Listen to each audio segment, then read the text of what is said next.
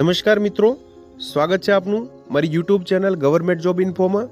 આજે આપણે એ વિડીયોમાં વાત કરશું કે જે અમદાવાદમાં હાલમાં જે EWS2 કેટેગરી માટે આવાસ યોજનાના જે ફોર્મ ભરવાના ચાલુ છે મિત્રો, તેના અંતર્ગત જે આપણે મકાન મળશે એટલે કે જે આપનું ઘર મળશે મિત્રો, તેનો ડિઝાઇન શું હશે, તેનું સંપૂર્ણ પ્લાન શું હશે, તમે જોઈ શકશો। તેમાં કેવા રૂમ મળશે, આપને કિચન કેવું હશે, કેટલો એરિયા મળશે મિત્રો, તેના વિશે સંપૂર્ણ અહીંયા વાત કરશું આપણે મિત્રો। તમે વિડીયો અંત સુધી જોશો। અહીંયા અલગ અલગ જે કેટેગરીમાં જે મકાન જે મળશે મિત્રો, અલગ અલગ જગ્યાએ જે બનેલા મકાન છે તેના અંતર્ગત સંપૂર્ણ જે નકશો તેમજ તેનો પ્લાન માટેની માહિતી આપવામાં આવી છે વિડીયોમાં। જોઈએ આપણે આગળ મિત્રો। અમદાવાદમાં પ્રધાનમંત્રી આવાસ યોજનામાં હાલમાં ઓનલાઈન ફોર્મ ભરાઈ રહ્યા છે। 3 લાખની વાર્ષિક આવક ધરાવનાર પરિવાર છે આ ફોર્મ ભરી શકે છે।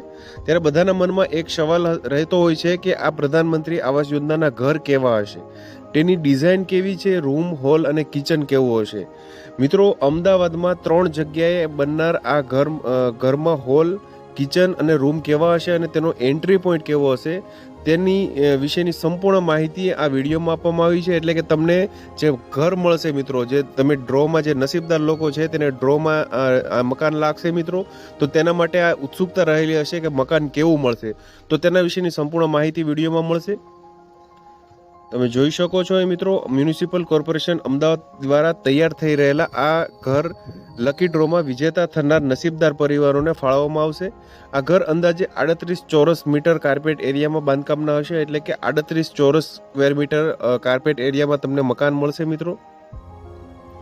જોઈએ જે પહેલી જે કેટેગરી છે મિત્રો, પહેલી સ્કીમ છે અંતર્ગત EWS 78માં TP 121 Naroda Hanspura Kathwada FE 129 Maruti વેબ્રિજની સામે, રોયલ રિજોઇસ 5ની પાછળ, નરોડા દહેગામ રોડ અમદાવાદ ખાતે P+10 એટલે કે પાર્કિંગ +10 10 માળ અને પાર્કિંગ +11 માળના 255 ઘર બનશે મિત્રો।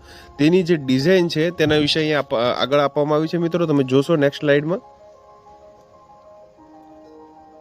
તમે જોઈ શકો છો મિત્રો, આ સ્કીમમાં તમને ઘરમાં પ્રવેશતાની સાથે જે ડ્રોઈંગ રૂમ મળે છે, એટલે કે તમે જોશો એન્ટ્રી જે પોઈન્ટ આપેલી છે મિત્રો, ત્યાં તમે એન્ટર થશો એટલે કે તમને 10 જે સ્ક્વેર જે છે તેના અંતર્ગત તમને ડ્રોઈંગ રૂમ મળશે મિત્રો અહીંયા।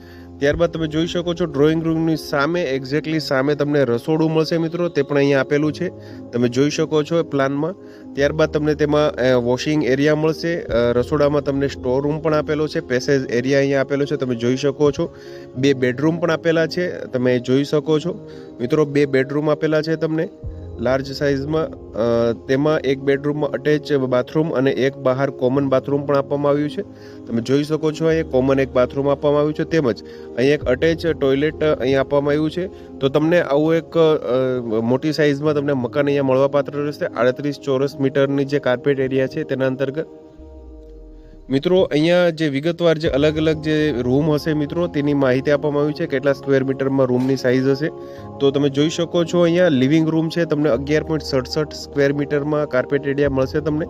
કોમન ટોયલેટ તમારું 1.7 સ્ક્વેર મીટર હશે। Bedroom, master bedroom, attach toilet, kitchen, wash area, puja store અને કુલ મળીને 38 સ્ક્વેર મીટરનું તમારે પેસેજ એરિયા પ્રમાણે, કાર્પેટ એરિયા પ્રમાણે તમને મકાન વાપરવા મળશે મિત્રો।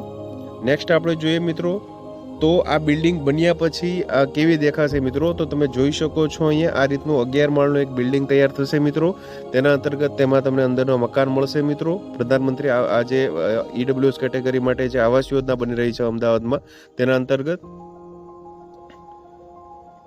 મિત્રો જે બીજી જગ્યાએ બનવાનો છે મિત્રો પ્લાન, તેના અંતર્ગત EWS 80માં TP 71 મુઠિયા FE 50 સુયસ વિલાની ગલીમાં, Naroda Dahegam road ring road પાસે અમદાવાદ 38 23 30 ખાતે P+10 એટલે કે પાર્કિંગ +10 ના 400 મકાન બનશે મિત્રો।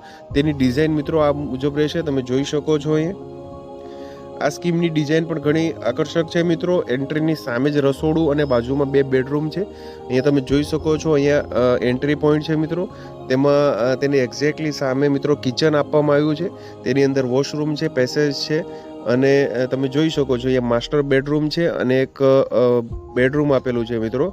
તેના અંતર્ગત એ ટોયલેટ અને એક કોમન ટોયલેટ આપવામાં આવ્યું છે મિત્રો, અટેચ ટોયલેટ અહીંયા આપવામાં આવ્યું છે।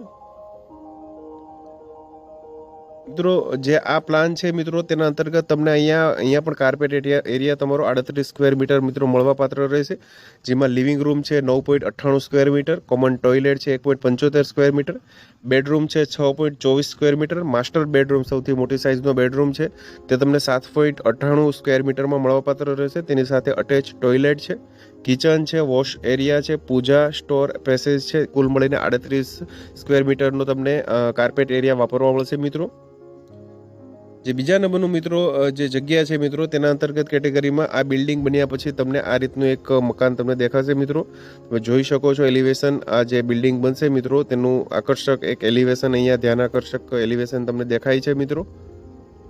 નેક્સ્ટ આપણે જોશું મિત્રો જે ત્રીજા નંબરની જે જગ્યા છે તેના અંતર્ગત EW81, જેમાં TP33 સ્કીમ અંતર્ગત ગોતા FV 118 સ્વસ્તિક સ્કાયલાર્કની બાજુ સામે જગતપુર ગોતા રોડ અમદાવાદ 382481 ખાતે P+14 એટલે કે P પાર્કિંગ +14 ટોટલ 400 ઘર બનશે. એટલે કે તેની ડિઝાઇન મિત્રો નીચે પ્રમાણે રહેશે. આપણે જોશું નેક્સ્ટ સ્લાઇડમાં.